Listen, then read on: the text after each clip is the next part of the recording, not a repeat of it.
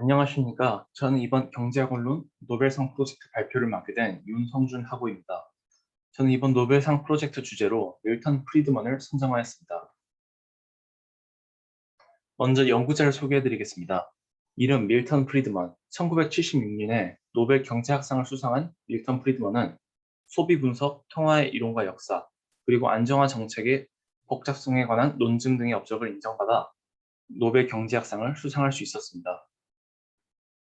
다음으로 밀턴 프리드먼의 시대 배경을 말씀드리겠습니다.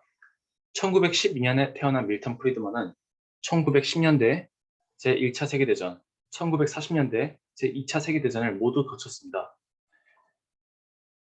그리고 밀턴 프리드먼이 경제학 활동을 본격적으로 시작한 시기인 1950년대, 1960년대는 자본주의의 호황기였습니다. 케인즈주의 경제학자들은 재정 금융 정책을 통한 조정만으로 경제 침체에서 벗어날 수 있다고 주장했지만 대기업과 노동조합의 힘이 커짐으로 인해 임금과 가격이 상승하는 인플레이션이 발생했습니다. 또한 수익이 하락하여 민간 투자가 위축되자 실업률이 올라갔고 정부가 인위적으로 통화량을 늘리고 재정 지출을 확장하는 정책을 시도했지만 민간 투자 촉진과 실업률 인하 효과는 없었고 물가 상승만 이루어졌습니다. 이러한 1970년대 스태그플레이션을 맞이함으로써 밀턴 프리드먼의 이론과 정책은 주목을 받기 시작했습니다. 다음으로 밀턴 프리드먼의 연구 동기를 말씀드리겠습니다. 프리드먼은 가격 이론과 자유시장 경제가 인간의 경제 행위를 가장 잘 설명할 수 있고 자원 배분은 물론 소득 배분도 정부의 개입이 최소화된 자유시장 경제에서 가장 효율적으로 수행될 수 있다고 확신했습니다. 따라서 밀턴 프리드먼이 연구를 하게 된 동기는 다음의 우려에서 비롯됐다고 말할 수도 있습니다. 첫째는 정부의 잘못된 개입, 둘째는 정부 권력의 집중화, 그리고 마지막 셋째는 기업의 역할에 대한 오해입니다. 각 연구 동기의 사유는 다음에 나올 연구 내용 부분에서 자세히 말씀드리고자 합니다. 다음으로 밀턴 프리드먼의 연구 내용을 말씀드리겠습니다. 밀턴 프리드먼은 통화주의를 창시한 사람으로서 당시 지배적이던 존 메이너드 케인스의 개입주의를 비판했습니다. 프리드먼이 가졌던 대표적인 오류와 그 근거를 말씀드리자면 다음과 같습니다. 첫째는 정부의 잘못된 개입입니다. 프리드먼은 작은 정부를 지향하였는데 이는 정부의 개입이 개인들이 경제활동을 하려는 인센티브를 줄이고 시장의 효율성을 떨어뜨리기 때문이라고 생각했기 때문입니다. 그는 정부가 담당해야 할 기능을 법과 질서 및 안전의 유지, 사유재산제도의 보장, 계약 의무의 이행, 시장 경쟁의 촉진, 통화제도의 유지, 그리고 사회적 약자의 보호 등으로 제한해야 한다고 주장했습니다. 둘째는 정부 권력의 집중화입니다.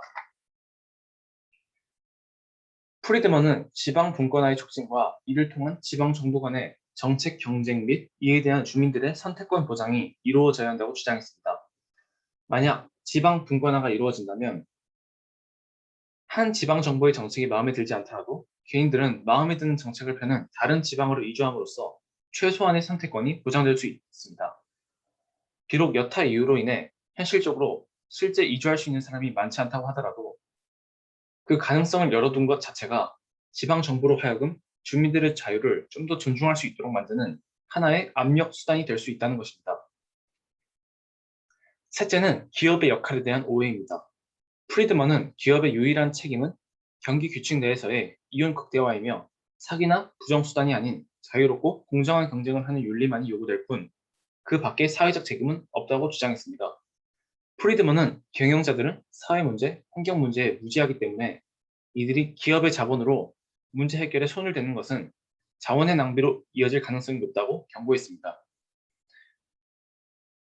이제 마지막으로 밀턴 프리드먼 사상의 현실 응용 사례를 말씀드리겠습니다. 밀턴 프리드먼의 사상이 영향을 준 대표적인 사례는 미국 레이건 대통령의 레이거노믹스와 영국 대처 총리의 대처리즘이 있습니다. 레이건 대통령은 한때 지배적이던 케인스의 개입주의 사상에 기반한 정책들을 벗어나 세출의 삭감, 소득세 대폭 감세, 그리고 기업에 대한 정부 규제의 완화 등의 과감한 정책을 시행하였습니다. 한편 영국의 대처 총리 또한 국유화와 복지 정책 등을 포기하고 공공지출 삭감과 세금 인하, 국영 기업의 민영화, 기업의 자유 및 창의활동 보장을 하였는데 두 경제 정책 모두 프리드먼의 작은 정보 사상을 기반으로 하고 있다는 점에서 두 사례 모두 밀턴 프리드먼의 사상의 현실 응용 사례라고 볼 수 있을 것 같습니다. 네, 이상으로 노벨상 프로젝트 밀턴 프리드먼의 발표를 마치겠습니다. 감사합니다.